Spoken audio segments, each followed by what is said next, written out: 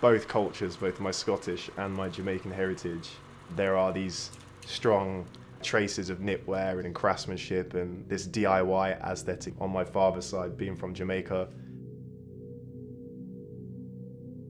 Jute for me has been a constant fibre and yarn, which has always been intertwined within my collection since my graduate collection back at Central St Martin's and right through to my most recent collection. Jute features in my work through the accessories, the knitting and crocheting, and the sort of tams which I make, the bucket hats. They're probably the best example. That's obviously inspired by my Jamaican heritage and culture as a piece, but then also bringing in the crocheting and knitting. You know, the supplier which we get the jute from is still based in Forfar in Scotland. So it's definitely like a piece which is an amalgamation of craft, culture, and obviously the community around it. Collaborating with my mother on the knitwear, it was from my graduate collection where I asked her to knit a string vest, obviously inspired by sort of Jamaican, West Indian culture, and she made one or two of those, and they were part of the runway show.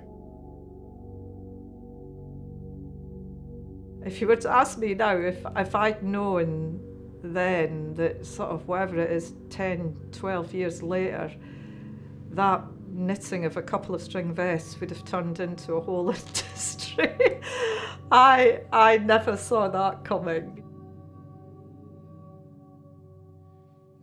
The country and the culture I was brought up in, all the women knitted, so it was pretty much expected that you would be able to knit.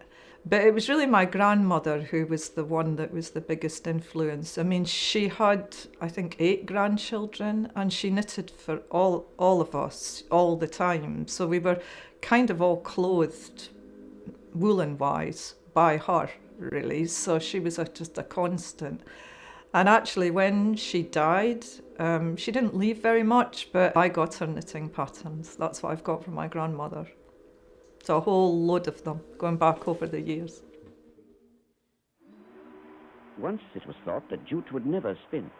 It was so brittle, so dusty. But they persisted and oiled it and made from it the best cheap yarn in the world. I mean, the jute mills kind of came to their height, I guess, at the end of the 19th and into early 20th, sort of first half of the 20th century. And we would have had people in our family working in the jute mills. So my grandmother, my great aunt, and my great aunts, and in fact one of my great uncles. That was, if you want, the only gig in town almost. Almost everybody in Dundee worked in the jute mills.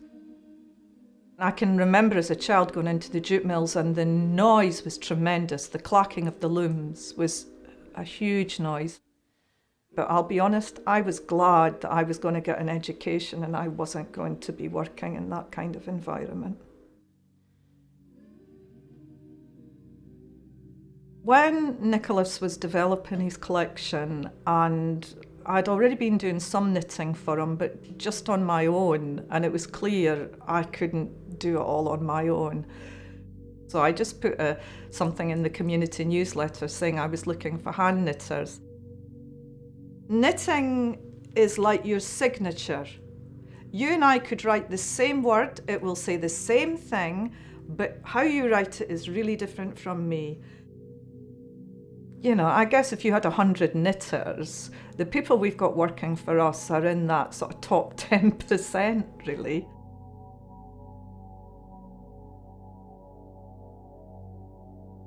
I can make one bag every 2 days. And if I did a messenger bag, which is a different design, I can do one bag every 3 days. I do the bags, I do the belts, I do all the pouches. So yeah, 6 years I've been working on all of Nick's work, and it's been a good journey.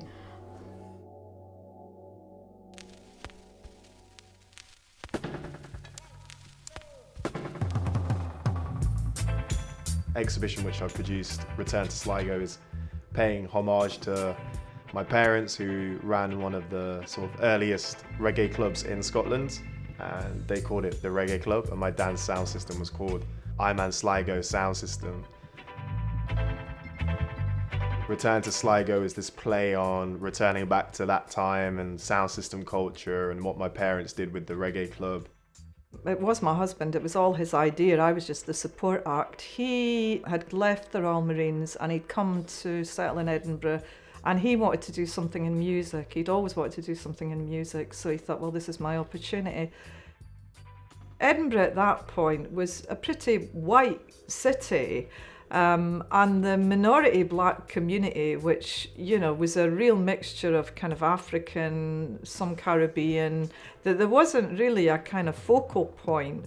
And what we became aware of was that kind of more and more of that community began to come to our club because they felt an affinity with the music that we were playing.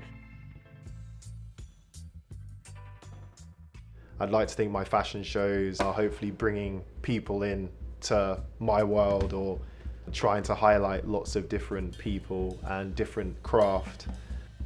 You know, what my parents did all those years ago, I'm just doing my best to honour that, preserve it and celebrate it.